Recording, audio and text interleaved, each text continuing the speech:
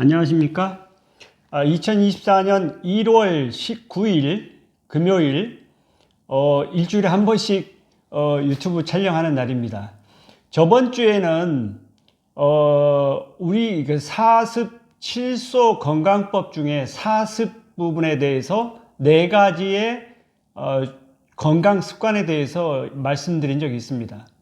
4가지의 건강 습관을 이야기하면은 첫 번째로 좋은 수면, 두 번째로 소식, 세 번째로 운동, 네 번째로 편안한 마음, 이렇게 말씀드렸습니다. 그런데 어떻게 생각해 보면은 이게 하나하나가 좋은 수면 하면은 이것도 굉장히 포괄적인 내용이고, 소식도 그렇고, 소식은 음식을 섭취하는 방법론 쪽에서 이야기하는 거고, 운동, 편안한 마음, 굉장히 많은 것들을 포함하고 있습니다.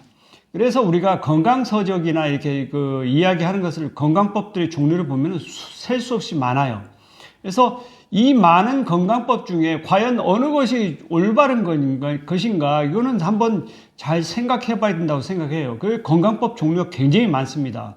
어떤 사람은 탄수화물을 먹지 마라, 어떤 사람은 채식을 하라, 어떤 사람은 육식을 하라, 이런 식 이야기를 다른 이야기를 막 하는데, 이거는 그러니까 건강 지식도 굉장히 포괄적이고 많아서 하나하나를 살펴보면은 맹목적으로 믿는 것은 굉장히 위험합니다. 위험하고, 이거를 전체적으로 내용을 파악하고 그 중에서 자기가 옳다고 생각하는 것을 건강법을 선택해서 그거를 자기 자신한테 적용해가지고 건강한 삶을 살아가야 된다고 생각합니다. 그러니까 어떻게 보면은 잘못하면은 너무 단편적으로 받아들이다 보면은 어느 한 가지의 건강법에 너무 집착한 나머지 실수를 범하기가 쉽다는 거예요.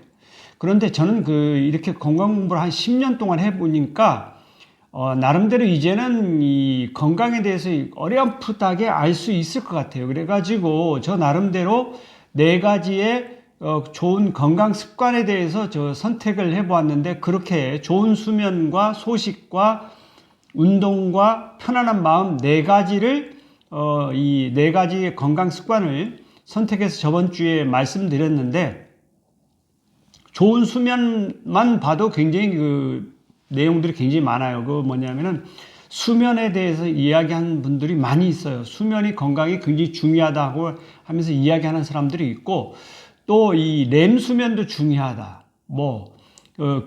처음 90분 동안에 깊은 수면이 중요하다. 이런 이야기도 하고 굉장히 다양한 주장을 많이 합니다. 그래서 보면은 우리가 수면도 보면은 깊은 수면, 처음에 90분 동안의 깊은 수면은 그동안에는 신체와 우리 몸과 신체와 뇌의 신경을 갖다가 동시에 풀어주는 역할을 해요. 그러니까 아주 좋은 이 깊은 수면이 첫 번째로 중요하고, 두 번째로 중요한 게 렘 수면인데, 렘 수면은 두 번째 단계, 세 번째 단계, 네 번째 단계 이런 식으로 그렇게 있어요. 그래가지고 요거를 렘 수면을 잘 거쳐야만이 뇌에 있는 신경이 말끔하게 청소가 됩니다. 그래서 잠을 자고 나서 기분이 개운하다, 이런 식으로 되는 것은 뭐냐면 뇌신경이 굉장히 청소가 잘 되고 아주 다음에 사용할 수 있는 최적의 상태로 이루어졌다는 것을 반증한다고 이야기할 수 있습니다. 그러니까 좋은 수면이라는 것은 결국에 뭐냐면은 자기 새로운 정보를 받아들일 수 있는 아주 최적의 상태로 갔다고 볼 수 있는 거예요.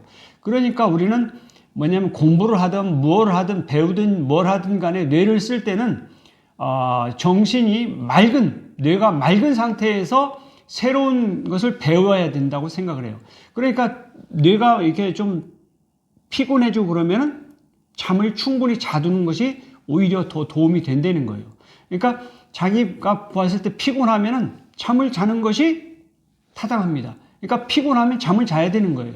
그런데 피곤한데도 잠을 안 자고 자꾸 커피를 마시고 그래가지고 그거를 극복하려고 이 각성제를 먹어서 굉장히 극복하려고 노력을 하는데, 그거는 최악의 상태로 접어들 수 있다는 거예요. 가능한 한 잠을 잘 자는 것이 첫 번째 중요합니다. 공부를 하는 데 있어서도 그렇고 모든 활동을 하는 데 있어서도 굉장히 중요하다고 저는 생각을 해요.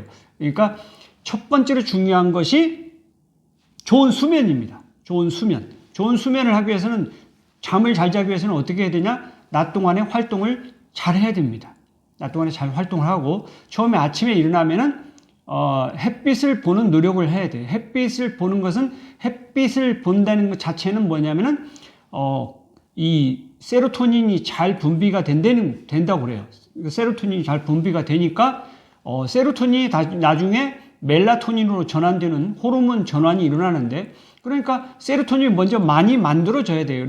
그래서 항우울제 같은 경우에는 뭐 어떻게 하냐면은 세로토닌이 없어지지 않게끔, 흡수되지 않게끔 그거를 막아버리는 역할을 해요. 그러니까 세로토닌이 없어지지 않게, 그러니까 어떻게 보면은 우리가 평상시에 생활하면 자연적으로 세로토닌이 만들어지고 또 없어지기도 하고 이런 식으로 하면서 건강한 생활을 할 수 있어요. 그런데 우울증에 걸리는 분들은 문제가 뭐냐면은 세로토닌이 양이 적어진다는 거예요. 그러니까 세로토닌 양이 적어지는데, 그러니까 새로 생겨가지고 이렇게 많아지면 되는데 그것이 적은 양이니까, 적은 양인데 흡수가 돼서 없어져 버리면은 더 문제가 생기겠죠. 그러니까 아예 약을 복용해가지고, 약이 어떤 약이냐면 세로토닌이 흡수 저해제입니다. 세로토닌 흡수 저해제를 먹음으로써, 그러니까 만들어진 세로토닌이 없어지지 않게끔 만들어주는 것이 항우울제의 특징이에요. 그러니까 뭐냐면은 저는 개인적으로 생각할 때 세로토닌은 생성됐다가 없어지는 것이 자연스러운 현상이라고 생각이 돼요. 그러니까 정상적인 사람은 약을 먹을 필요가 없습니다. 그런데 우울증에 걸리신 분들은 세로토닌 양이 적으니까 그 세로토닌 양이 없어지는 것을 막아준다는 거예요. 약으로서. 그런 약을 이제 복용하게 되는데, 과연 이게 옳은 건지 잘 모르겠어요. 우리는 정상적으로 세로토닌이 만들어지고 없어지는 것이 정상적인 과정인데, 이거를 생성되는 것이 원활하게 해주는 것이 더 중요하다고 저는 생각이 드는데, 의학적으로는 정신과에서는 어떻게 이야기하냐면 정신과 의사들은 세로토닌이 흡수되는 저해제를 먹음으로써 세로토닌 양을 충분하게 많이 확보할 수 있는 길을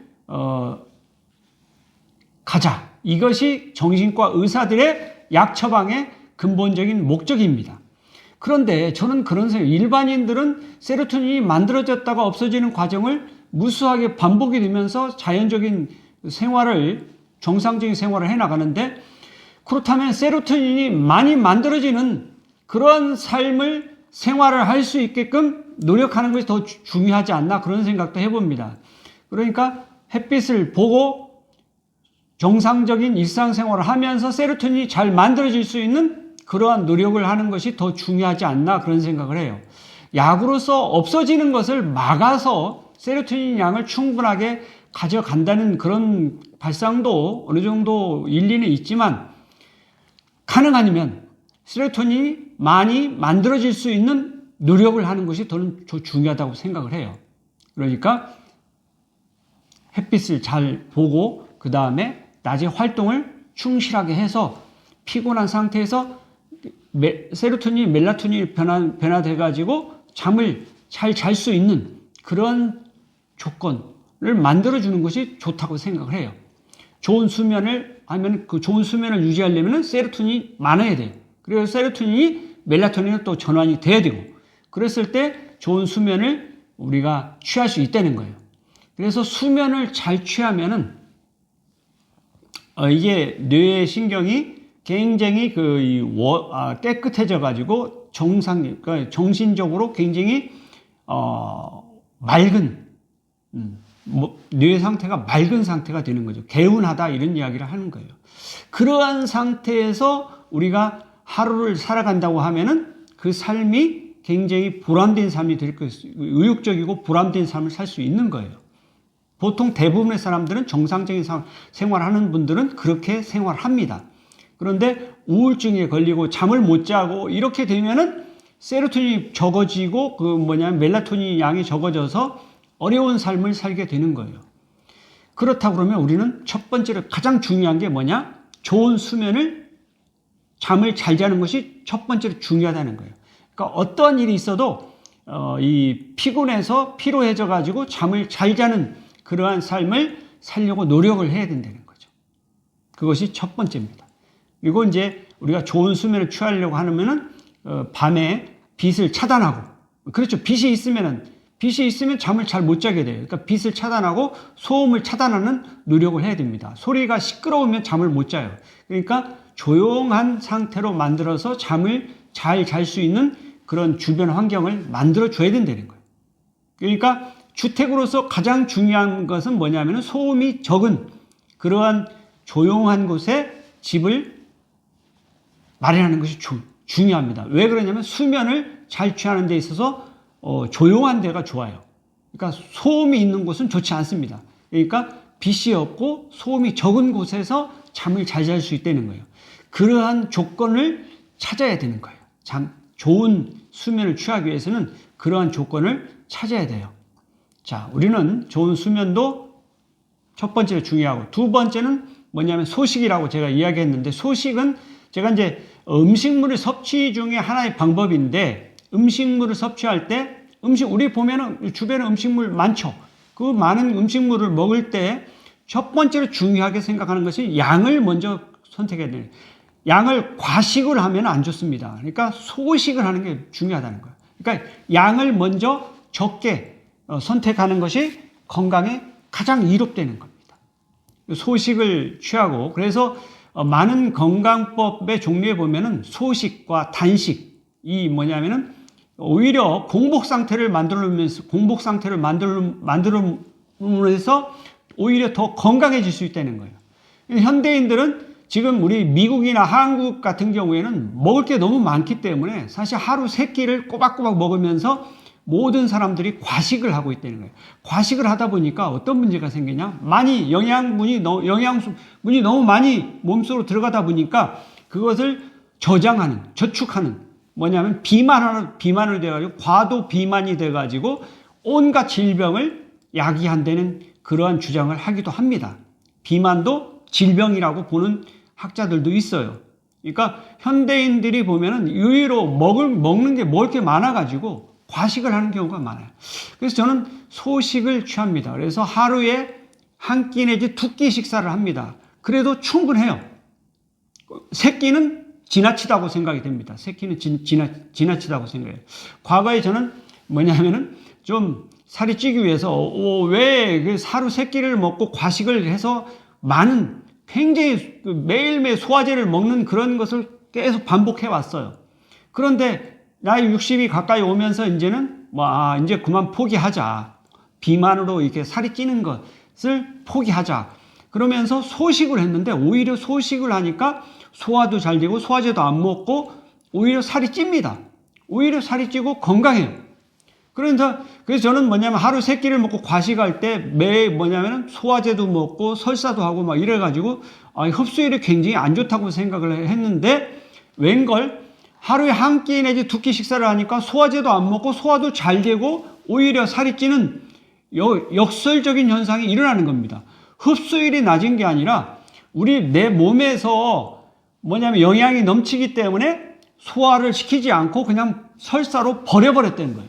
그러니까 흡수율이 낮은 게 아니라 내 몸에 있는 장이 그거를 영양분이 넘치니까 그거를 조절했던 겁니다. 그런데 소식을 하니까 이제 이 장에서 충분하게 흡수를 해야 되는 거죠. 그래서 흡수를 그런 이제 상황이 되다 보니까 흡수율이 낮은 게 아니라 뭐냐면은 내 몸에 있는 장에서 그거를 컨트롤 해 왔다는 거예요. 그런 것을 모르고 계속 그 노력을 과식을 하는 노력을 해서 살이 찌려고 노력을 했다는 것 자체가 어이가 없는 짓이었다는 것을 저는 깨달았어요. 이제는 절대로 과식하지 않습니다. 왜냐하면 하루에 한 끼, 2끼 식사만 해도 건강하게 충분한 영양분을 섭취할 수 있는데 왜 부디 과식을 해야 됩니까? 하루 3끼를 먹으면서 과식을 해야 됩니까? 그럴 필요는 전혀 없다고 봐요. 그러니까 내 몸에서 필요한 영양 상태를 유지하면 되는 거지, 왜 지나치게 영양분을 섭취해가지고 장이 힘들게 하고 설사를 하고 이런 소화제를 먹고 그런 그 짓을 왜 해야 됩니까? 그런 것을 이제는 버릴 때가 됐다. 그래서 저는 여러분 중에서 혹시 그러한 일이 있는 분은 첫 번째로 소식을 하기를 권장합니다. 그리고 중간중간에 단식을 할 수 있으면 한번 단식을 해보세요. 저는 단식까지는 하고 싶지 않아요. 왜냐하면 간헐적 단식을 하는데 완전 단식은 하진 않습니다. 간헐적 단식이라는 것은 하루 2끼 식사 내지 1끼 식사를 하는 것을 간헐적 단식이라고 이야기를 하는데 저는 그 정도의 단식을 하는 것으로 충분하다고 저는 생각합니다. 왜냐하면 제 몸에 영양분이 필요하고 그리고 그 정도의 생활을 함으로써 아무런 불편을 느끼지 않고 건강한 삶을 살 수 있다고 하면 굳이 하루 3끼를 다 며칠 동안 굶는 단식을 할 필요는 없다고 생각이 됩니다.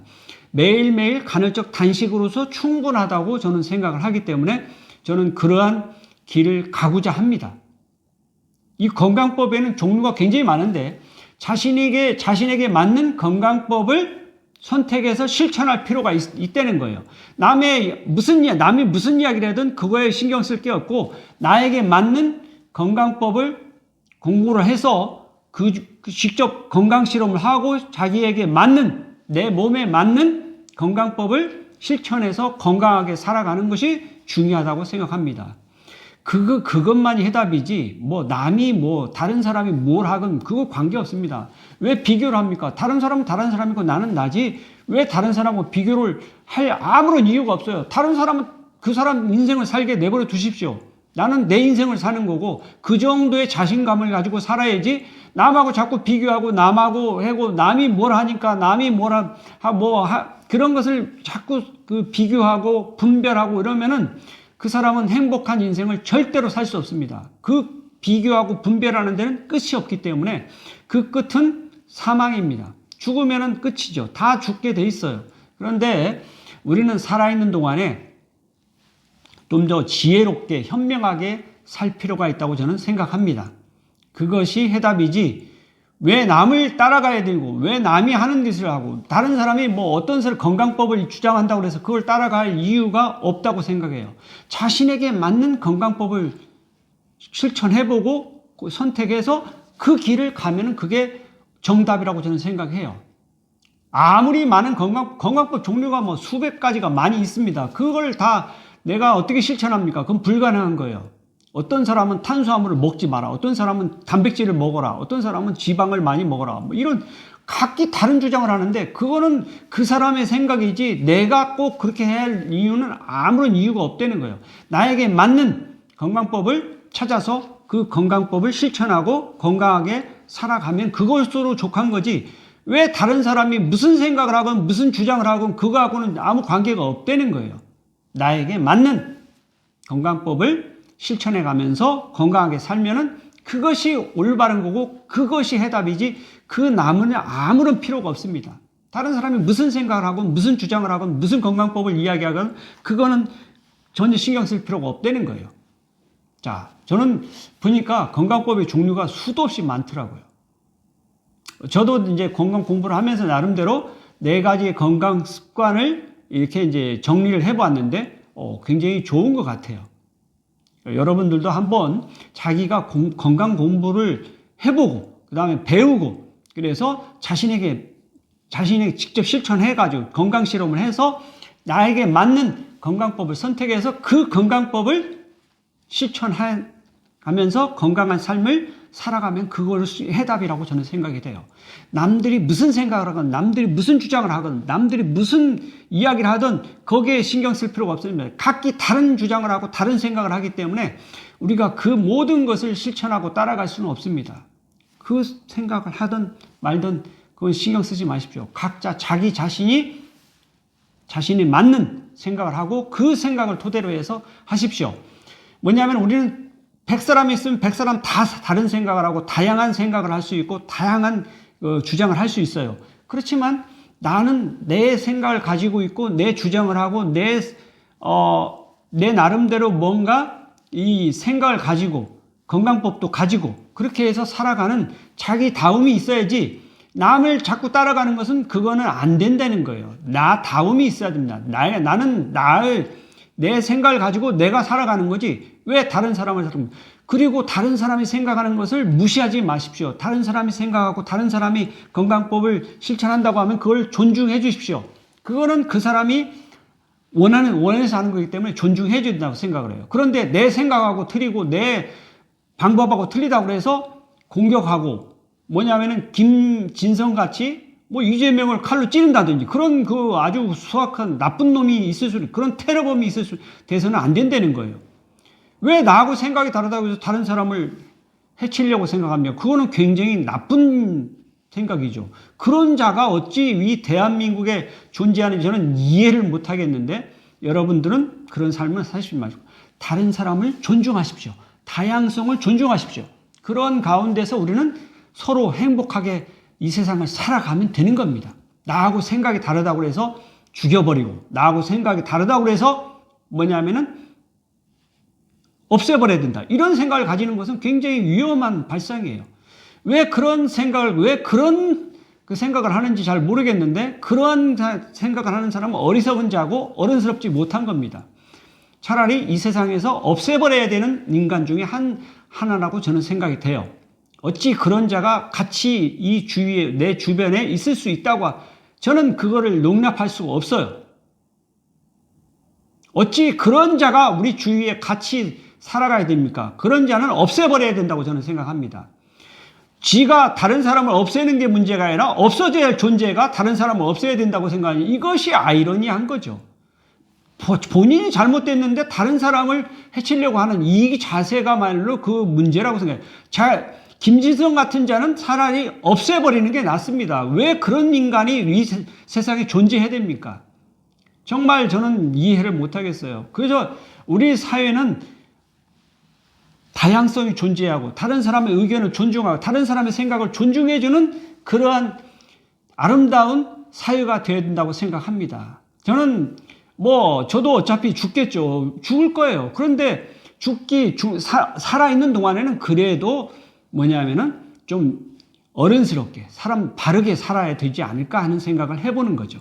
그렇습니다. 우리는 생각이 다를 수 있어요. 그리고 건강법도 다를 수 있고 모든 것이 다를 수 있지만 우리는 자기 자신이 자기에게 맞는 그러한 것을 선택해서 건강하고 행복한 삶을 살아야 될 필요성이 있다고 저는 생각해요.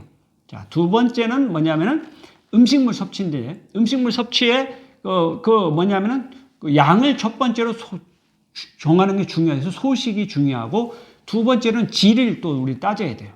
그래서 질이라는 것은 뭐냐면 음식물의 종류라고 저는 생각이 돼요. 음식물의 종류인데 다양한 음식물의 종류가 많이 있을 수 있는데 가능한 한 음식물을 뭐냐면은 쌀 같은 경우에도 현미가 좋고 그런 이야기도 하고 이게 깎아버려가지고 백미로 만들어서 먹으면은 영양소를 다 없애버리고 먹기 때문에 좋지 않다. 가능하면은 온전히 다 먹는 거 좋습니다. 왜냐하면 한 생명체는 쌀이 됐던 콩이 됐던 계란이 됐던 뭐가 됐든 간에 한 생명체는 생명에 필요한 모든 영양소를 가지고 있어요. 그러니까 우리 몸도 많은 영양소가 필요해요. 그러니까 그 영양소를 골고루 잘 취하기 위해서는 전체를 다 먹는 게 좋습니다. 일부를 다 없애버리고 일부만 먹는 그런 것을 자꾸 하다 보면 영양소가 부족해지는 부분이 있을 수 있다는 거예요. 그러니까 음식물을 먹을 때 가능하면 전체, 통째로 먹는 것이 좋다는 거예요. 그러니까 현미가 좋고 계란이 좋고 이렇게 온전한 식품이 좋을 수 있다는 거예요. 그러니까 그 부분을 먼저 신경 쓰십시오. 음식물의 종류는 수도 없이 많은데 그 많은 것을 우리가 그 종류를 다 먹어야 될 아무런 이유가 없어요. 아무런 이유가 없고 내가 좋아하는 그 중에서 좋아하고 맛있는 것을 선택해서 맛있게 삶을 즐기는 것이 저는 좋다고 생각을 해요. 그렇지만 여기서 한 가지 신경 써야 될 것, 질 측면에서 한 가지 신경 써야 될 것은 어떤 음식물을 먹든 간에 그 음식물은 하나의 생명체이기 때문에 그 생명체 전체를 먹는 습관을 들이는 것이 중요하다고 생각을 해요. 그래서 우리는 가능한 한 뿌리가 됐던 껍질이 됐던 모든 것을 다 먹는 그런 습관을 들일 필요가 있다. 저는 그래서 뭐 사과 껍질을 먹고 모든 것을 먹으려고 노력을 해요. 포도 껍질도 먹고 다 먹으려고 노력을 해요. 왜 그러냐면은 우리는 한 생명체는 모든 것이 거기에 필요한 생명 활동에 필요한 모든 것을 갖추고 있어요. 그러니까 그 부분을 자꾸 뭐냐면 따져가지고 뭐 필요한 부분만 선택해서 먹으려고 하는 그런 노력을 하지 말라는 거예요. 뭐냐면은 물을 먹던 당근을 먹던 무엇을 먹던 껍질째 다 먹으십시오.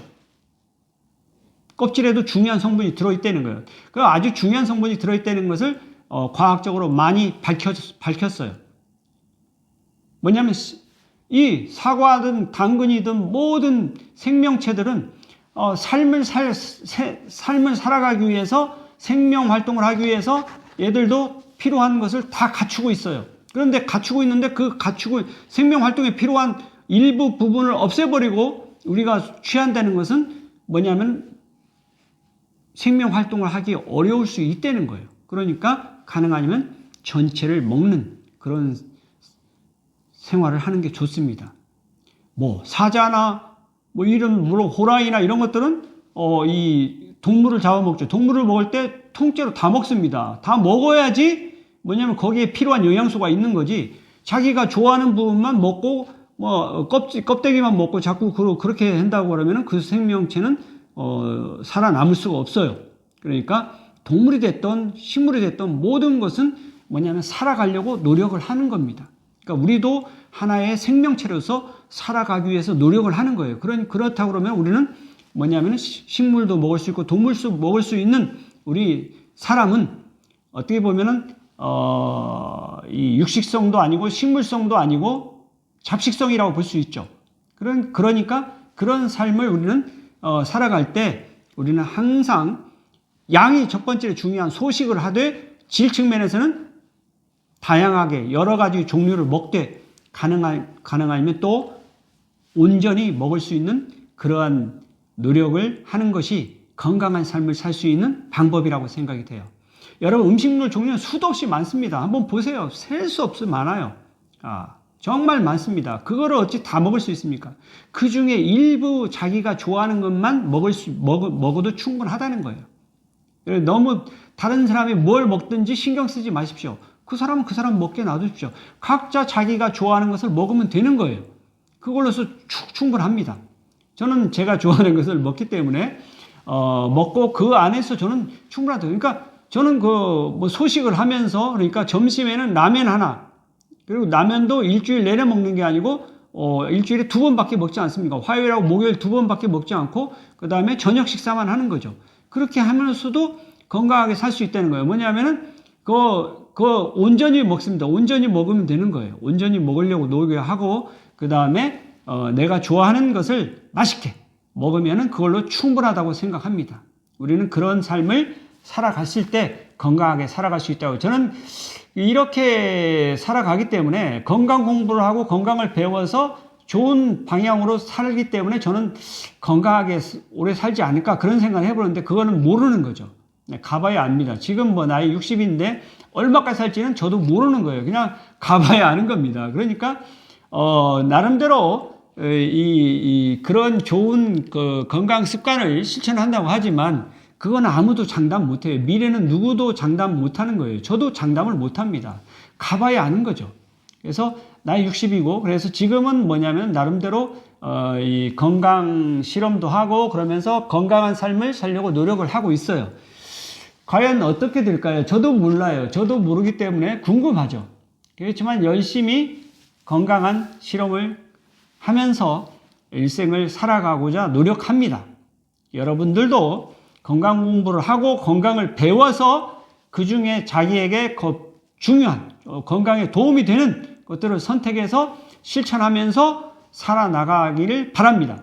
이것이 우리에게 필요한 기본적인 자세라고 생각이 돼요.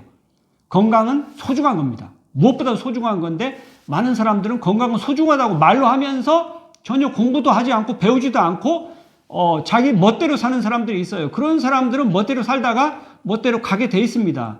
그것도 그 사람의 자유고 그 사람의 선택할 수 있는 길이기 때문에 뭐라고 하지 마십시오. 그분이 그렇게 사는 것도 하나의 선택일 수 있기 때문에 존중해 주십시오. 그렇지만 저는 가끔 보면은 뭐 빨리빨리 죽는 사람들이 있는데 보면은 어떻게 살았는지 알고 싶진 않아요. 그렇지만 본인은 자기 나름대로 건강하게 살려고 노력을 했을 거라고 생각이 됩니다. 그렇지만 공부를 하지 않고 건강에 대해 배우지 않고 자기 멋대로 살았다는 것은 제가 어느 정도 짐작할 수 있어요. 자기 멋대로 산 겁니다. 그리고 자기가 그렇게 사는 것이 건강한 방법이라고 생각한 건강법을 실천했겠죠. 그렇지만 객관적으로 봤을 때는 잘못된 건데 본인이 주관적으로 본인 스스로 그렇게 좋은 방법이라고 생각해서 살아갔을 거라고 저는 생각합니다. 자기 책임이죠. 누가 그렇게 살라고 한 건 아니죠. 본인이 원해서 그렇게 살았기 때문에 아무도 뭐라고 할 수 없습니다. 본인이 선택한 길이니까 본인이 책임을 져야 된다고 저는 생각을 해요. 그래서 빨리 죽는 사람은 나름대로 자기 그 책임이 있다고 저는 생각합니다. 자, 우리는 그래서 이 좀 건강에 대해서도 뭐 많은 공부들을 하는데 건강 공부도 좀 하고 건강에 대해서 배울 필요도 있다고 생각해요. 그런데 저는 이제 좀 알기 때문에 이렇게 알려주려고 이 이야기를 해보면은 시끄럽다, 뭐 듣기 싫다, 뭐 이런 이야기를 하고 전혀 실천을 하지 않는 사람들이 주변에 굉장히 많은 것을 보았어요. 그러니까 더 이상 저는 이야기를 해주고 싶지도 않고 내가 왜 아까운 시간과 노력을 거기에 낭비해야 되는지 저는 이해가 안 되기 때문에 더 이상 하지 않을 겁니다. 왜 제가 그런 쓸데없는 시간과 노력을 낭비해야 됩니까? 그건 말이 안 되는 거죠. 상대방이 원하지 않는데 내가 왜 그런 짓을 왜 해야 됩니까? 그거 할 필요가 없다고 저는 생각해요. 그래서 앞으로는 절대로 하지 않을 겁니다. 주변 사람에게도 해봤고, 친척에도 해봤고, 가족한테도 해봤는데, 이 필요가 없더라고요. 원하지 않는 사람에게는 아무런 도움이 되지 않습니다. 아무리 좋은 이야기를 해줘도 원하지 않는 사람은 듣지 않습니다. 자기 멋대로 살아가요. 그리고 자기 중심적으로 살아가고, 그렇기 때문에 더 이상 이야기할 수 없습니다. 그 BC 5세기에 소크라테스가 좋은 이야기를 아무리 해준들 주변 사람들은 원하지 않았고, 그래서 소크라테스를 아테네 시민들이 재판을 해가지고 사형 선고를 내려서 사형을 시켜버렸습니다. 소크라테스가 무슨 잘못을 했습니까? 소크라테스는 좋은 이야기를 해준다고 열심히 해줬는데 주변 사람들은 시끄럽다고 생각하고 오히려 소크라테스를 죽여버린 거예요. 이와 같이 주변 사람들은 우리 현실에 있는 많은 사람들은 그런 생각을 가지고 있습니다. 그런 사람들한테 이야기를 해줄 이유가 뭡니까? 소크라테스 같은 삶을 살 필요가 없는 거죠. 소크라테스는 죽었지만 소크라테스는 그 사실을 모르고 죽었을 수 있어요. 그렇지만 나는 소크라테스를 통해서 알 수 있어요. 주변 사람들은 원하지 않는데 이야기를 하면 시끄럽다고 생각하고 배우려고 노력을 하지도 않고 그런데 거기다가 시끄럽게 이야기를 해줄 아무런 이유가 없다는 거예요. 조용히 그냥 그 사람들은 그렇게 살다가 자기 멋대로 살다가 죽게 내버려 두는 방법밖에 없다는 거예요. 괜히 미움을 사서 내가 왜 죽어야 됩니까? 그럴 필요 없다는 거죠. 왜 그런 인생을 왜 살아야 됩니까? 소크라테스 한 사람으로 충분하지 왜 또 그런 실수를 반복할 이유가 없다는 거예요. 저는 그런 반복을 하고 싶지 않습니다. 그런 실수를 하고 싶지 않습니다. 왜 그렇게 살아야 됩니까? 한번 질문해 보십시오. 여러분들도 결코 그런 주변의 이야기를 좋은 이야기를 해준다고 하지만 아무도 듣지 않는다고 하면 더 이상 해줄 필요가 없습니다. 그 사람들은 원하지 않는다는 거예요. 원하지 않으면 해줄 필요가 없어요. 왜냐하면 배우려는 자세도 안 돼 있고 배우려는 노력도 하지 않는데 거기에다가 가르쳐 주려고 노력을 하는 자가 어리석은 자라는 거예요. 그러니까 어리석게 살지 말고 어른스럽게 그런 사람은 그냥 그렇게 살게 내버려 두십시오. 그렇게 해서 자기 멋대로 살다가 가든 말든 내가 신경 쓸 건 아니라는 거예요. 그 사람의 선택이 있고 그 사람이 생각이고 그 사람이 마음대로 살았기 때문에 그 마음대로 죽을 수 있는 자유가 있다는 거예요. 그거를 존중해 주라는 겁니다. 우리는 타인의 생각과 타인의 그 의견을 존중해 주는 그런 자세가 필요해요. 이것이 바로 민주주의의 민주주의적인 발상입니다. 민주주의가 좋은 겁니다. 뭐냐면 자기 멋대로 독재를 하려고 하고 멋대로 자기 생각이 아닌 사람들은 죽여버리고 막 이런 생각을 하는 것은 잘못된 거라는 거죠. 자, 그렇습니다. 여러분들 이 음식물을 섭취할 때도 그렇게 생각을 하면서 항상 섭취하고 어떤 분은 또 뭐냐면은 음식물을 먹었는데 소화가 안 되고 흡수가 안 돼요. 그런 것도 문제가 있습니다. 우리는 음식물을 먹었는데 소화가 안 되고 흡수가 안 되면은 아무런 소음이 없어. 그냥 입으로 들어갔다가 똥으로 그냥 빠져나오는 거예요. 그럼 중간에 흡수가 안 되면 아무런 의미가 없는 거예요. 우리가 생명 활동을 하기 위해서는 음식물을 먹었을 때 소화하고 흡수를 시켜서 혈액 쪽으로 돌아가지고 혈액을 타고 각 세포에 영양소들, 필요한 영양소들이 전달됐을 때 생명 활동을 원활하게 할 수 있는 거지, 아무리 많은 양을 먹고 음식물을 좋은 걸 먹어도 소화 흡수를 하지 못한다고 하면 아무런 의미가 없다는 거예요. 그러니까 소화 흡수도 신경을 쓸 필요가 있습니다. 그래서 소화 흡수가 잘 되기 위해서는 많이 씹고, 그래서 다작을 해서 소화가 잘 될 수 있는 상태로 만들어 주고, 그런 것도 필요하고, 두 번째는 뭐냐면 장을 건강하게 가져갈 필요가 있고, 장을 건강하게, 그러니까 장을 좀 운동도 해줄 필요가 있습니다. 그래서 이 장을 건강하게 가져가고, 그리고 대장에 있는 미생물들이 또 이 아주 중요한 장의 건강에 굉장히 중요한 역할을 해요. 그렇기 때문에 미생물들도 대장에 있는 미생물도 모두 다 건강하게 잘 살아갈 수 있는 먹이를 평소에 신경 써서 공급을 해줘야 돼요. 우리 몸에만 좋은 것을 먹지 말고 미생물한테도 도움이 되는 먹이를, 그런 것을 뭐라고 하냐면 프리바이오틱스라고 합니다. 프리바이오틱스는 미생물의 먹이를 이야기하는 거예요. 그러니까 미생물의 먹이는 뭐냐면 식이섬유와 올리고당입니다. 그러니까 여러분들이 음식물 중에서도 식이섬유와 올리고당이 들어있는 미생물을 위해서 먹어줘야 된다는 거예요. 우리 대장에 있는 미생물은 공생관계에 있어요. 나에게도 도움이 되고, 그렇게 도움을 주는 그 미생물이기 때문에 그거들이 필요한 먹이를 평소에 우리가 음식물을 섭취할 때 신경을 써서 먹어줘야 된다는 겁니다. 그래야 미생물이 나를 돕죠. 미생물을 돕지 않는데 미생물이 나를 돕는다는 것은 그거는 굉장히 잘못된 생각이죠. 그러니까 미생물을 돕는 음식물 섭취를 할 필요성도 있다는 겁니다.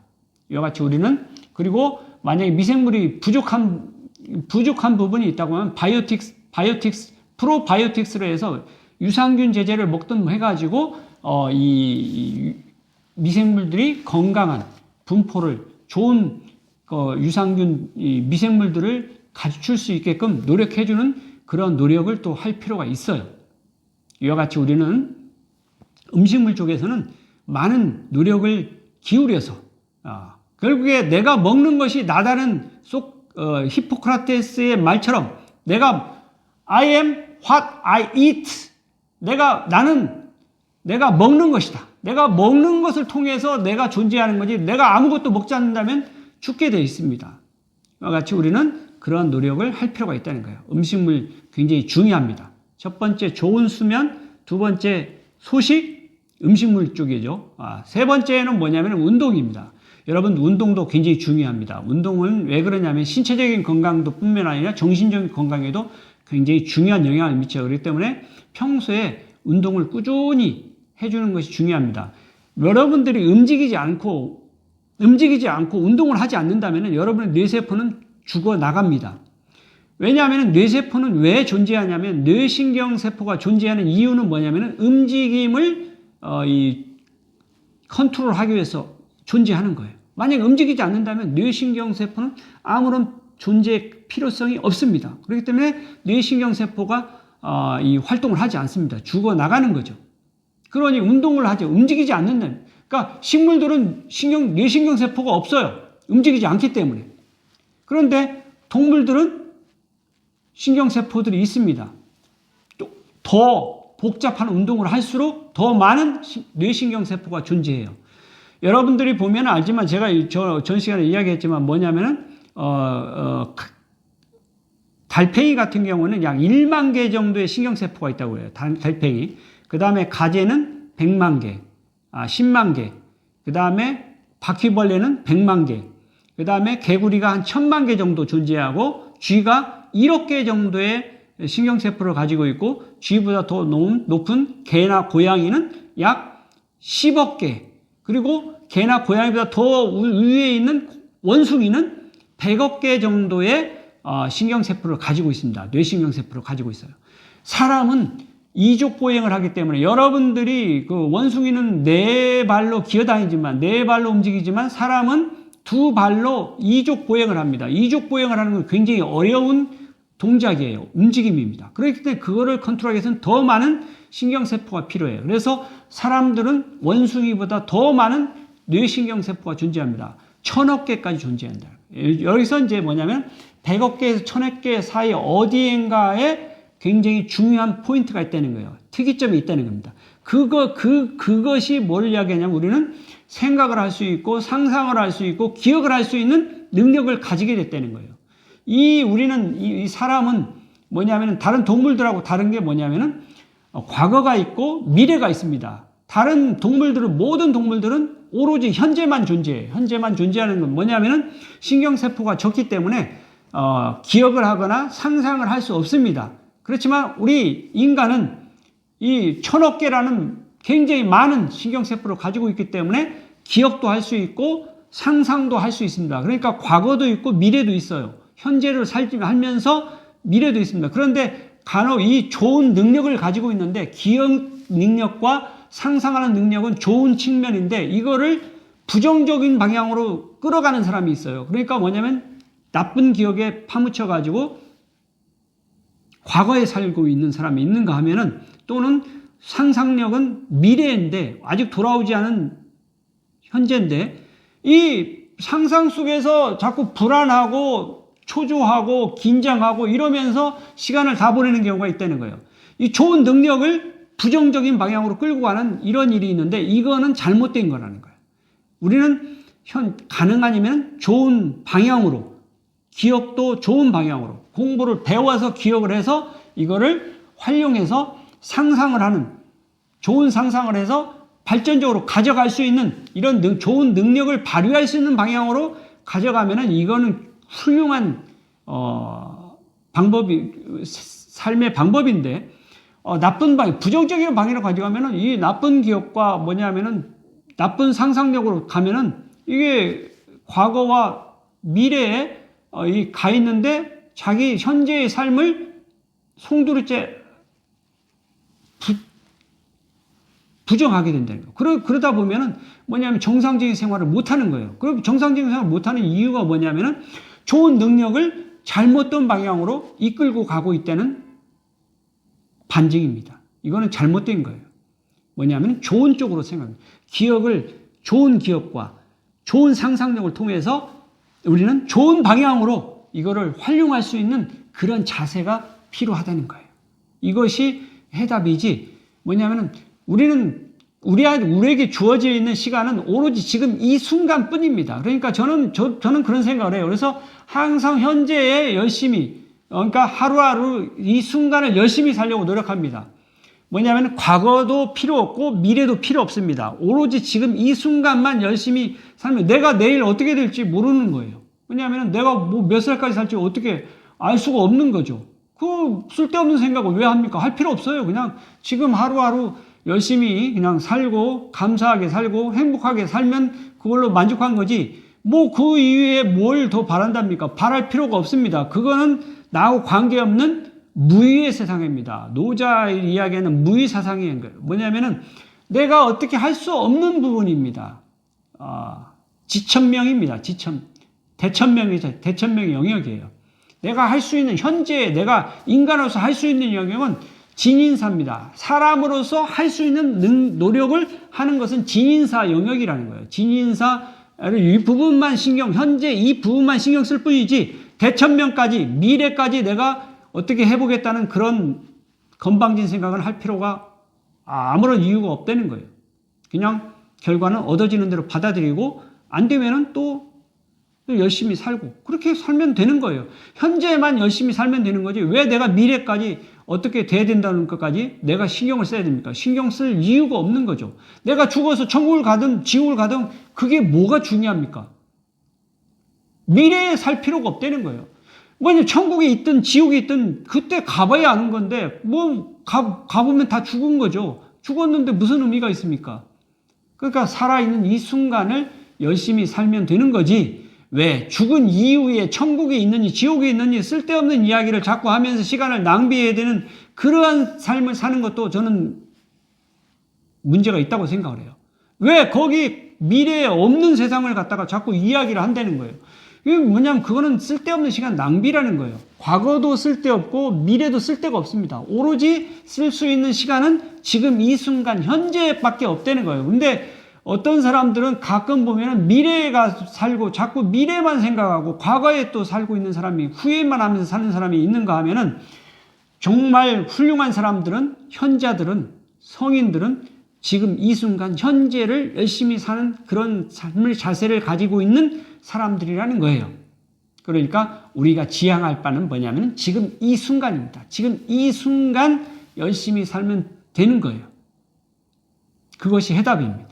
자, 운동도 종류가 많이 있는데, 자, 움직이는 거 굉장히 중요합니다. 움직이는 능력에 따라서 우리는 신경세포가 달라져요. 근데 사람은 어떻게 됐든지 간에 뇌 신경세포가 1000억 개까지 된다는 거예요. 1000억 개는 굉장히 많은 겁니다. 1000억 개인데 그 신경세포 하나하나당 또 시냅스가 10,000개예요. 그러니까 10,000 곱하기 1000억 개 하면은 1000조가 됩니다. 1000조 정도의 이 많은 시냅스를 형성할 수 있다는 거예요. 그 많은 시냅스를 형성하기 때문에 다양한 능력을 발휘할 수 있는 겁니다. 그런 인공지능들이 뭐냐면 작년에 2023년 3월 달에 발표된 챗 GPT가 1750억 개의 회로를 이렇게 만들었더니 스스로 공부를 하고 스스로 판단을 하는 능력을 가졌다는 거예요. 여러분 1750개하고 1000조하고 어느 게 많습니까? 1000조가 훨씬 많죠. 인간의 능력 아직 따라오지 못합니다. 우리 인간의 능력이 지금 현재 있는 인공지능보다는 훨씬 나은 상태예요. 어느 날인지 더 좋아질 수 있는지 모르지만 굉장히 우리 인간의 이 뇌신경세포는 굉장히 탁월한 능력이 있습니다. 굉장히 적은 에너지로서 뇌신경세포를 가동할 수 있다는 거예요. 지금 챗GPT의 MS사에서 만든 챗GPT에 쓰이는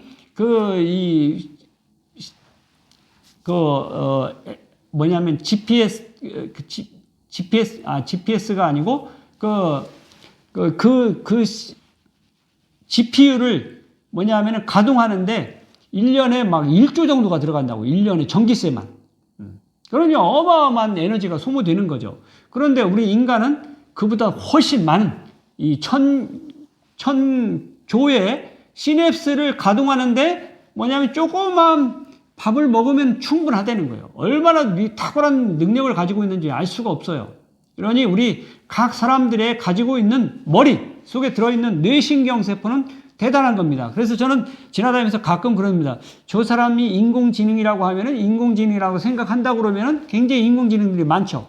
그런데 그 각각의 사람들은 머리를 가지고 있어요. 머리를 가지고 있고 생각을 합니다. 그러니 그거를 보면서 머리를 보면서 저게 인공지능이라면은 어느 정도의 능력을 가지고 있으니까 생각을 해보지만 인공지능보다 더 탁월한 능력을 가지고 있는 거예요. 그러니 우리 사람 각 개인들을 존중해줘야 됩니다. 왜냐하면은 모든 사람들은 그 1000억 개의 뇌신경세포를 가지고 있고 탁월한 능력을 가지고 있습니다. 그 능력을 사용하는 사람도 있고 전혀 사용하지 않는 사람도 있는데 그거는 각자 개인의 몫이라고 생각합니다. 이 뇌신경세포를 누가 더 많이 잘 사용하느냐는 그것이 현대사회에서 굉장히 중요한 의미를 가질 수 있어요. 저는 뇌신경세포를 많이 최대한 활용하려고 노력을 합니다. 그렇지만 제가 아무리 노력을 해도 이 뇌신경세포를 다 활용할 수는 없어요. 왜 활용할 수가 없냐? 시간이 제한되어 있기 때문에 그렇다는 거예요. 뭐냐면 우리 삶은 유한하기 때문에 그렇습니다. 누구든지 어느 정도 사용을 하지만 그 시간이 제한되어 있기 때문에 그 뇌신경세포를 다 활용하지 못하고 삶을 마감하는 경우가 많을 수 있다는 거예요. 여러분들도 모두 다 모두 다 1000억 개의 뇌신경세포를 가지고 있는데 그 뇌신경세포를 잘 사용하고 활용하다가 삶을 마치기를 바랍니다. 이거는 우리 이 뇌신경세포 측면에서 봤을 때 굉장히 중요하다는 거예요. 뭐냐면은 우리는 움직이기 위해서 뇌신경세포가 필요한데 그 어느 정도 시간에 어느 단계를 특이점을 넘어가면은 생각을 하고 상상을 할 수 있는 능력까지 생긴다는 거예요. 우리 이 호모사피엔스는 바로 그런 능력을 가지고 있는 동물의 한 종이에요. 그러니까 우리 지구상에서 오로지 우리 호모사피엔스 인간만이 이런 상상력을 갖고 1000억 개의 뇌신경세포를 가지고 우주를 생각하고 우주를 연구하고 우주를 생각하고 이런 것을 할 수 있습니다. 개나 고양이한테 우주를 대해서 물어보십시오. 아무런 대답도 할 수 없습니다. 왜냐하면 신경세포가 부족하기 때문에 거기 특이점을 넘지 못했습니다. 우리 사람만이 가지고 있는 탁월한 능력이고 이러한 부분은 굉장히 존경할 만한 영역입니다. 영장류라고 하죠. 그래서 영장류입니다. 대단한 능력을 가지고 있는 거예요. 그렇기 때문에 혹자는 부처님께서는 석가모니께서는 이야기해서 모든 사람 각 사람은 그런 탁월한 능력을 가지고 있다면 모든 사람은 불성을 가지고 있다. 부처가 될 능력을 가지고 있다. 예수님도 성경에 그런 말씀을 하셨다고 그래요. 뭐냐면은 나는 믿는 대로 된다. 믿는 대로 되고. 그러니까 뭐냐면은 자기가 상상한 대로 된다는 거예요. 그리고 뭐냐면 고요하라. 내가 바로 하느님이다. 그런 이야기를 했다는 거예요. 내가 하나님이다. 그러니까 각 사람들은 바로 하나님인 거예요. 하나님인 것입니다. 나도 하나님이고 여러분도 하나님이고 모두 다 하나님이에요. 하나밖에 존재하지 않는 님이죠. 하나님입니다. 머리에 가지고 있어요. 자, 그거를 믿고 안 믿고는 각자 개인의 자유입니다. 하나님이 어디 다른 데 있는 줄 알고 아무리 주위를 찾아보고 쫓아가본들 하나님 찾을 수가 없습니다. 자기 몸 안에 있는데 그거를 다른 데서 찾으려고 하면은 찾지 못하죠. 절대 찾을 수 없습니다. 하나님이 어디에 있습니까? 주변에 목사한테 물어보든 신부한테 물어보든 하나님이 어디인지 물어보십시오. 아무도 답변 못합니다. 하나님은 각자 개인의 머릿속에 들어있다고 저는 생각합니다. 이 신경세포가 바로 하나님이라고 저는 생각해요. 이러한 것을 모르고 밖에서 자꾸 찾으려고 하는데 그거는 없습니다. 그리고 천국과 지옥도 결국에 본인이 만드는 거지 누가 만드는 게 아니라는 거예요.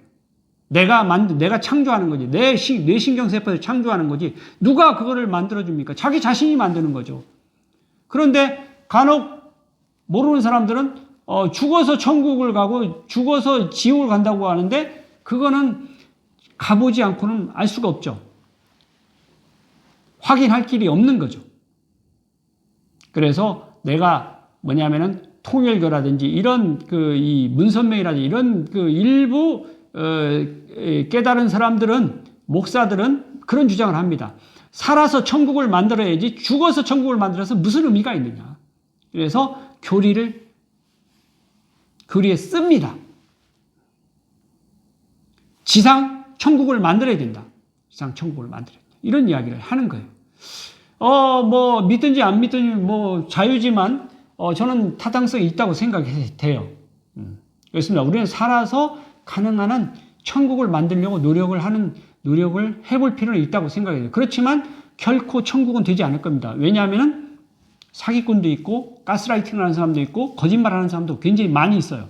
그렇기 때문에 절대로 이 현실 세계는 절대로 천국이 될 수 없습니다. 그렇지만 우리는 또 선한 사람들이 있기 때문에 선한 사람들이 모여서 그런 사회를 만들려고 노력은 해볼 필요가 있다는 거예요.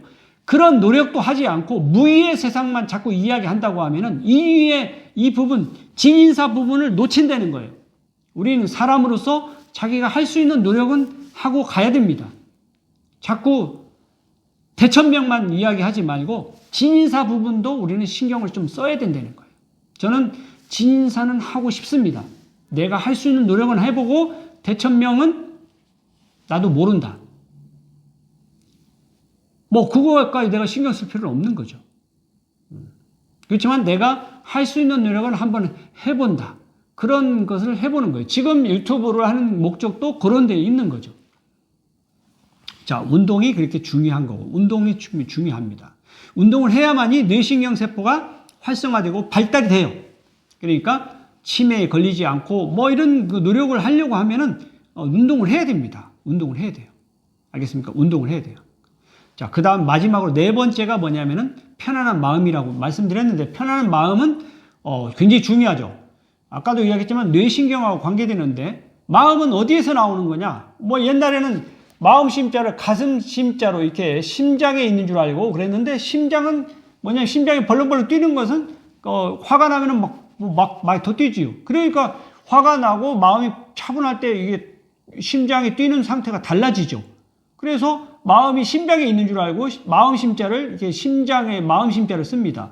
그런데 현대에 와서 보니까 우리 생각하는 능력, 마음은 어디에서 이루어지냐면은 뇌신경 세포에서 이루어진다는 것이 현대 과학적으로 밝혀지고 있어요. 그래서 뇌신경 과학이라고 등장하고 있습니다. 심리는 어디에 존재하냐면 심장에 존재하는 게 아니고 여기에 뇌신경에서 이루어지는 거다는 사실이에요. 그러니 편안한 마음을 가지기 위해서는 어떻게 해야 되냐? 우리는 여러 가지 방법이 있어요. 방법을 생각을 하고 건강 공부를 하고 건강에 대해서 배우고 해서 편안한 마음을 가질 수 있는 노력을 기울여야 된다는 거예요. 편안한 마음을 가지기 위해서는 어떻게 해야 되느냐? 전에도 말씀드렸듯이 폭식 호흡을 하고, 호흡 굉장히 숨쉬기가 굉장히 중요합니다. 그래서 깊은 숨을 쉬면은 마음이 차분해진다는 거예요. 그래서 명상, 차분하게 눈을 감고 명상을 하든 명상을 하고 기도를 하든 명상을 하든 이런 활동을 하면은 우리가 편안한 마음이 된다는 거예요. 그리고 자기가 좋아하는 취미 생활을 하십시오. 취미 생활을 하는 동안에는 뭐냐면 마음이 편안해집니다. 왜냐하면 내가 좋아하는 것을 하니까 마음이 편안해지겠죠. 당연하죠. 마음이 편안해집니다. 취미 생활을 하고. 그 다음에 이 취미 생활하고 네 번째는 뭐냐면은 이제 우리가 감사하는 마음을 가질 필요가 있다. 그러니까 이 모든 범사에 감사하라. 여러분들 감사하는 마음을 가지면은 편안한 마음 상태가 될 수밖에 없습니다. 감사하는데 내 마음이 불안하고 뭐 화가 난다 그러면 그건 감사한 게 아니라 뭔가 잘못된 거죠. 감사한 게 아닙니다. 자, 감사하는 마음을 가지는 거. 이거 굉장히 중요해요. 그래서 편안한 마음을 가지기 위해서는 우리가 노력을 해야 된다는 거예요. 이렇게 노력을 하면서 우리는 편안한 마음을 가질 수 있습니다. 그래서 편안한 마음을 가지게 되면 어떻게 되냐면 우리의 뇌에 있는 신경이 있는데 자율신경이 있습니다. 자율신경이 뭐냐면 자율신경 중에서도 부교감신경이 활성화됩니다. 부교감신경이 활성화되면 차분해져요. 그런데 내 생명에 위협을 받는다든지 뭐 불안한 상태에 있다고 하면은 교감신경으로 이게 우위로 가요. 그래서 교감신경이 되면은 혈관이 붓고 뭐냐면은 단단해지고 그러면서 혈액순환이 좋아지지 않습니다. 그래서 결국엔 나중에 죽게 되죠. 그런데 뭐냐면은 우리가 부교감신경이 활성화되고 이렇게 긍정적으로 생활하고 좋은 생활을 하는 사람들은 편안한 마음을 가지고 생활하는 사람들은 부교감신경이 활성화되기 때문에 혈관이 노화가 아주 늦춰집니다. 그 때문에 같은 나이라고 하더라도 각자 살아온 삶의 여정이 다르기 때문에 어떤 사람은 빨리 노화가 빠르기도 하기도 하고 늦기도 하고 그래서 10대 때는 잘 모르지만 한 50대 60대 되면은 동안인 사람이 있는가 하면 바싹 늙어버리는 사람이 있어요. 그거는 무슨 차이냐면 그 사람의 살아온 흔적입니다. 그 사람은 뭐냐면 동안을 가진 사람은 좋은 생활을 한 거예요. 그러니까 부교감신경이 활성화되는 편안한 마음을 가지는 그런 삶을 살아왔던 거죠. 그런 삶을 살았던 사람이고 뭐냐면 박삭 늙어버린 사람은 교감신경이 활성화된 그러한 삶을 자주 화를 냈던지 뭐 이렇게 어떤 그런 삶을 살아왔던 거예요. 그렇게 그 역사가 그대로 얼굴이라든지 몸에 그대로 나타나게 되어 있습니다.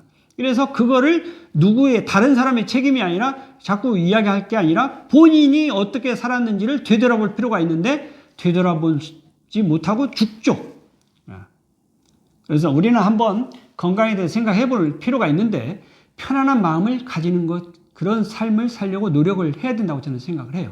그렇기 때문에 편안한 사람을 사는, 이길려 총장님은 나이가 연세가 92세인데도 굉장히 동안이시고 굉장히 건강하게 생활하고 계신다는 거예요. 그분은 제가 볼 때 열정적으로 살았다고 그러는데, 열정이라는 말 속에 해답이 있습니다. 보통 대부분의 사람은 뭐냐면 열정과 이해관계인데, 대부분의 사람이 이해관계입니다. 자기에게 이익이 되면은 움직이고 해가 되면 움직이지 않는 그런 이해관계를 먼저 추구하는 반면에 일부의 극소수인 사람들 중에는 열정적으로 사는 사람이 있습니다. 열정에도 나쁜 열정이 있고 좋은 열정이 있습니다. 사기치는 것은 나쁜 열정이고, 좋은 열정은 남에게 봉사를 한다든지 좋은 일을 하는 사람이에요. 이런 사람들은 부교감신경이 활성화되기 때문에 건강하고 동안을 가질 수 있고 그런 것을 가질 수 있어요. 그렇기 때문에 열정적으로 살았다. 열정, 이거 중요한 대목입니다. 저도 가능하면 이렇게 살려고 노력을 하는데, 열정적으로 살려고 노력합니다. 그래서 그런 삶을 살았을 때 건강하고 행복한 삶을 살 수 있다는 거예요. 근데 많은 사람들은, 대부분의 사람들은 이해관계에 집착을 하고 이해관계만 따지고 살기 때문에 뭐냐면은 빨리 죽을 수밖에 없어요. 자기가 왜 이렇게 빨리 죽는지를 모르고 죽는 거죠. 그런데 그 삶은 뭐냐면 이해관계만 따지고 살았기 때문에 빨리 노화가 돼서 죽어버리는 겁니다. 그거 본인이 선택해서 그렇게 살았기 때문에 누구의 책임이냐, 누구의 잘못이냐, 누구의 책임이냐, 본인의 책임인 겁니다. 왜 그렇게 살았느냐? 그런데 많은 경우에 장수하시는 분을 보면은 자기가 왜 오래 사는지를 몰라요. 깊이 있게 생각을 하지 않기 때문에 모르는 거죠. 그냥 사는 겁니다. 운이 좋아서 자기는 오래 산다고 이야기를 하는데, 세상에 운이 좋아서 오래 사는 게 어디 있습니까? 그거는 없어요. 과학적으로 그건 말이 안 되는 겁니다. 말이 안 되는 거고, 운이 좋은 게 아니라 좋은 생활 습관을 가지고, 건강한 생활 습관을 가지고 살았다는 거예요. 근데 본인이 몰랐을 뿐이죠. 그래서 누군가가 그거를 알아서 한 사람이 있는데, 그 지역에 있는 어떤 사람이 있었는데, 그거를 계속 따라서 하다 보니까 그렇게 살았을 수도 있어요. 그래서 우리가 보면은 장수 지역들이 있습니다. 일부 뭐냐면은 세계적으로 보면 장수 지역들이 있는데, 그 장수 지역에 과거에 어떤 사람이 그런 건강한 생활 습관을 찾아냈던 거죠. 그렇지만 기록에는 없지만, 그래서 그거를 따라서 했던 사람들이 건강하게 장수하고 오래오래 살고 있는 건데, 본인들은 몰라요. 알 수가 없죠. 그냥 노력을 하지 않기 때문에 알 수가 없는 겁니다. 그냥 사는 거예요. 그리고 왜 이렇게 오래 살려고 하면 잘 모르겠는데 운이 좋아서 그렇게 살고 있다, 이렇게 이야기를 한다는 거예요. 저는 굉장히 비과학적이라고 생각합니다. 운이 좋아서 세상에 살 수 있겠죠. 그렇지만 운이 좋아서 살아있다? 그건 말이 안 되는 거예요. 운이 좋은 게 아니라 거기에 숨어있는 과학적인 어떤 건강 요소가 있는데, 그 부분을 본인이 모를 뿐이죠. 누군가가 과거에 그 조상 중에 누군가가 그거를 실천했던 사람이 있었던 겁니다. 그런데 기록에, 아까도 이야기했듯이 기록에 없는 거예요. 기록에 없다 보니 뭐냐면 지금의 현재에 있는 사람들은 그냥 운이 좋아서 살고 있다, 이렇게 설명을 하는 거죠. 어느 지역은 빨리 죽고 어느 지역은 오래 살고, 왜 그런 차이가 생깁니까? 그런 차이가 생기는 이유는 뭐냐면은 건강에 대해서 누군가가 연구를 하고 알아내주고, 그런 지역에 있는 사람들은 건강하고 오래 살지만, 아무런 그런 문화적인 그런 혜택을 못 받은 지역에 있는 사람들은 지 마음대로 각자 자기 건강법대로 살기 때문에 빨리 죽어버리는 거죠. 우리는 한번 이 부분에 대해서 주의 깊게 연구해 볼 필요가 있습니다. 저는 이 많은 자료를 보고 많은 그걸 보면서 생각을 하고 연구를 해본 바에 의하면은 거기에는 분명히 과학적인 건강 요소가 있는데 본인들이 간과하고 있는 거죠. 지금 제가 말씀드린 이런 부분들이 뭐냐면 건강하게 살 수 있는 습관이고, 건강한 이러한 것을 가지고 숨어 있는 이런 부분을 알아내는 것이 중요한데, 뭐냐면은 지금 건강하게 오래 살고 있는 장수 노인들이 그러한 지식이 없다는 겁니다. 그냥 살고 있는 거죠. 근데 운이 좋아서 살고 있다고 하는데 세상에는 운으로만 설명하여서는 무책임합니다. 무책임해요. 저는 분석을 해봅니다. 그래서 이길래 총장님이 왜 오래 사셨고 어떤 분이 왜 건강하게 오래오래 살고 계신지 그런 것을 나름대로 생각해서 정리를 건강 공부 한 10년을 해보니까 이제 보이는 것 같아요. 보이는 가운데 제가 이 설정한 것이 47소 건강법이라는 겁니다. 47소 건강법인데 4가지 습관에 대해서 오늘 말씀드렸는데 뭐 저번 주에도 4가지 습관 말씀드렸고 이번 주에도 구체적으로 좀 더 깊이 있게 말씀드린 겁니다. 여러분들 이 4가지 습관 굉장히 중요합니다. 사실은 이번 주에 7소 7가지 과학적인 건강 요소에 대해서 설명을 드리려고 했는데 4가지의 건강 습관하고 뭐 과학적인 거나 뭐 일반적인 거나 사실 큰 차이는 없는데 여러분들 4가지 건강 습관 지키는 거 굉장히 중요합니다. 4가지 건강 습관 지키십시오. 이것만 지킨다고 하면 여러분들은 아무런 걱정 없이 건강하게 오래오래 장수할 수 있습니다. 누구나 장수할 수 있습니다. 뭐냐면은 지금 뭐 세계적으로 일부 지역에서만 장수하는 지역들을 이렇게 나오는데 그 사람들은 본인들이 왜 오래 사는지도 모르고 오래 살고 있는데 제가 말씀드리는 이 부분은 이 4가지 습관을 잘 지킨다고 하면은 우리는 누구나 건강하게 오래오래 장수할 수 있습니다. 건강 지식을 바탕으로 해서 오래오래 살 수 있는 거죠. 오히려 이것이 더 훌륭하다고 저는 생각합니다. 왜냐하면 알고 오래 사는 것과 모르고 오래 사는 것 중에 어느 게 더 좋은 거냐면 알고 오래 사는 것이 더 중요하다고 저는 생각해요. 그렇기 때문에 여러분들 모두 다 건강 공부를 하고 건강을 배워서 알 가운데 건강 실천을 해가지고 건강한 생활을 해서 건강한 생활 습관을 가져가지고 뭐냐면은 장수한다고 하면은 그 사람이 가장 훌륭한 사람인 겁니다. 모르고 오래 사는 것보다 알고 오래 사는 것이 더 훌륭한 거죠. 그래서 여러분 모두 다 이 4가지 중요한 건강 습관을 잘 지켜서 오래오래 장수하고 건강하고 행복하게 살기를 바랍니다.